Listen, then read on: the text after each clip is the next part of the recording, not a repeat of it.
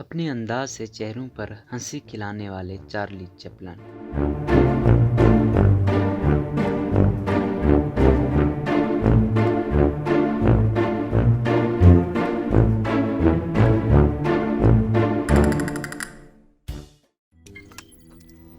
روزنامہ قدرت کی ویڈیو دیکھنے کے لیے ابھی یوٹیوب چینل پر سبسکرائب کریں اور بیل آئیکن پر بھی کلک کریں۔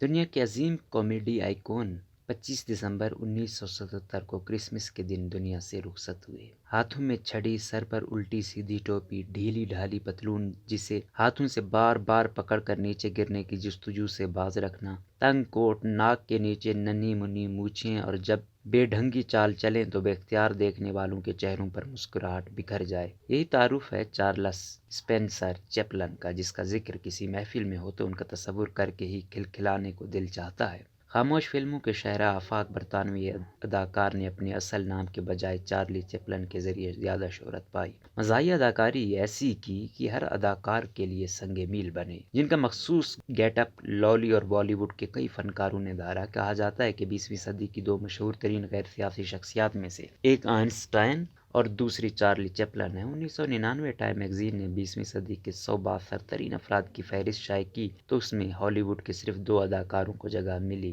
چپلن اور مارلن برانڈو۔ چارلی چپلن کا والدین تھیٹر آرٹسٹ تھے اور صرف 5 برس کی عمر میں چپلن کو پہلی بار اس وقت اپنی صلاحیتوں کے اظہار کا موقع ملا جب ان کی والدہ کو فوجیوں کے سامنے پرفارم کرتے ہوئے گلے میں تکلیف کا احساس ہوا۔ ایسی صورتحال میں انہوں نے گانے سے معذرت کر لی تو چارلی کے والد نے غصے میں بھرے فوجی تماشائیوں کو ٹھنڈا کرنے کے لیے چارلی کو میدان میں اتارا۔ انہوں نے اس موقع پر ایسی جم کر گلوکاری کی کہ سننے والے تو جیسے ان کے پرستار ہی ہو گئے۔ اس کے بعد چپلن ایک طویل عرصے تک والدہ کی گلوکاری کی بھی نقل کر کے سٹیج پرفارمنس دیتے رہے اور یوں ماں باپ کا مالی سہارا بننے کی جستجو کی۔ چارلی چپلن کی زندگی میں ایک دور وہ بھی آیا کہ والد کثرت میں نوشی کی بنا پر صرف 37 برس کی عمر میں چل بسے۔ جبکہ والدہ مختلف نفسیاتی بیماریوں کی مہمان بنی تو چارلی چپلن کو یتیم خانے میں داخل کرا دیا گیا۔ انہوں نے تعلیم اور سٹیج پرفارمنس سے اپنا ناتا نہیں توڑا۔ جوانی کی دہلیز پر قدم رکھا تو فلموں میں کام کر کے زندگی کی گاڑی کھینچنے لگے۔ اس مرحلے پر انہوں نے فیصلہ کیا کہ اپنے اندر چھپے غموں اور تکالیف کو دنیا سے پوشیدہ رکھ کر ان کو ہنسانے پر مجبور کریں گے۔ چارلی چپلن کی خواہش تھی کہ اگر کوئی انہی جیسی دشواریوں اور پریشانیوں کا شکار ہے تو ان کی اداکاری دیکھ کر انہیں فراموش کر دے اور پھر ایک کے بعد ایک مزاحیہ فلموں میں اپنے مخصوص گیٹ اپ سے کامیابی کی سیڑھیاں چڑھتے چلے گئے۔ چارلی چپلن نے برطانیہ سے امریکہ کا سفر کیا تو یہاں آ کر بھی ان پر فلموں کی برسات ہو گئی۔ وہ صرف ایک اداکار ہی نہیں، بہترین ہدایت کار، کہانی نویس اور موسیقار بھی تھے۔ یہ بھی ان کا ہی کمال تھا کہ خاموش فلموں کے دور میں انہوں نے بغیر مکالمات بولے اپنی چلبلی سی حرکتوں کے ذریعے آج تک خود کو کامیڈی آئیکن بنائے رکھا۔ صوتی ٹیکنالوجی کے متعارف ہونے کے باوجود کئی برسوں تک وہ آڈیو اور مکالمات کو اپنانے سے معذرت کرتے رہے، لیکن پھر وقت کی ضرورت اور فلم بینوں کی ڈیمانڈ کو محسوس کرتے ہوئے صوتی تاثرات اور مکالمات شامل کرنے پر مجبور ہوئے۔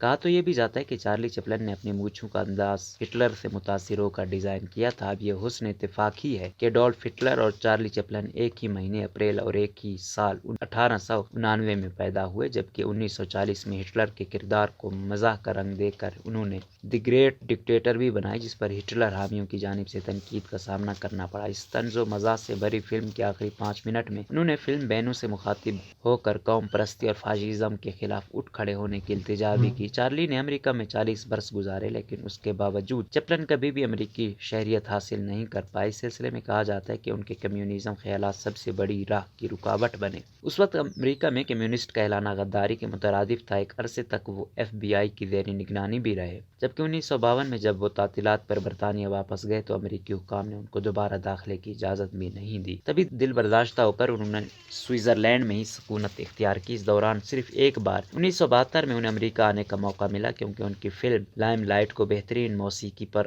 آسکر کا حقدار ٹھہرایا گیا تھا۔ یہ فلم 1952 میں جاری ہوئی تھی۔ امریکہ میں اس کا بائیکاٹ کیا گیا اور جب 1972 میں پھر سے امریکی سینما گھروں کی زینت بنی تو اس تخلیق نے پر زبردست کامیابی اپنے دامن میں سمیٹی اور چارلی چپلن کو پہلا اور آخری اکیڈمی ایوارڈ تک دلا گئے۔ اس دورے کے دوران انہیں واک آف فیم سے بھی نوازا گیا۔ چپلن کو یہ اعزاز بھی حاصل رہا کہ وہ پہلے اداکار تھے جن کی تصویر 6 جولائی 1925 کو امریکی جریدے ٹائم میگزین کے سرورق پر شائع ہوئی۔ یہی نہیں، 1916 میں وہ امریکی صدر سے زیادہ تنخواہ لینے والی شخصیت تھے۔ امریکی صدر کو اس وقت سالانہ $75,000 تنخواہ ادا کی جاتی تھی، جبکہ نیو یارک کی میوچل فلم کارپوریشن نے چارلی چپلن کی خدمات $6,70,000 میں حاصل کی تھیں۔ چارلی چپلن خاصے دل پھینک اور رنگین مزاج تھے۔ 4 بار دلہا بنے اور 3 بار ان کی شریک سفر خاصی کم عمر تھیں۔ پہلی شادی 17 برس کی اداکارہ ملڈرڈ ہیرس سے کی اور پھر 16 برس کی لیتا گرے سے، اور جب خود 54 برس کے تھے تو ایک بار پھر 18 سال کی اونا اونیل پر دل آ گیا اور یہ ساتھ